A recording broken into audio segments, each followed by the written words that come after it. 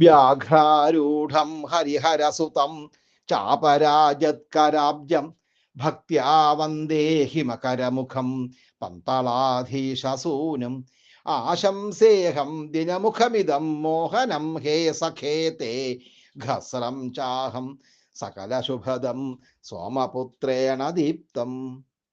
ഇതാണ് ഇന്നത്തെ ശ്ലോകം. ഇനി അർത്ഥവും പറയാം.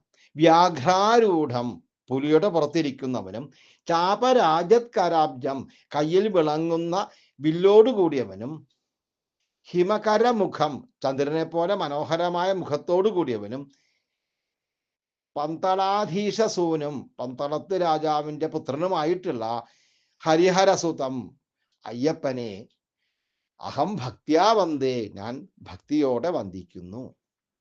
ഹേ സഖി, അല്ലയോ സുഹൃത്തെ, അങ്ങയ്ക്ക് ഇതം മോഹനം ദിനമുഖം ഈ മനോഹരമായ സുപ്രഭാതത്തെയും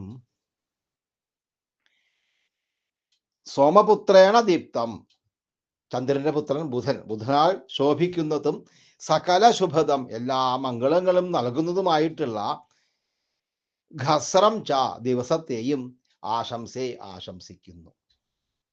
ഇതാണ് ശ്ലോകത്തിൻ്റെ അർത്ഥം. ഈ ശ്ലോകം എഴുതിയിരിക്കുന്നത് മന്ദാക്രാന്ത എന്ന വൃത്തത്തിലാണ്.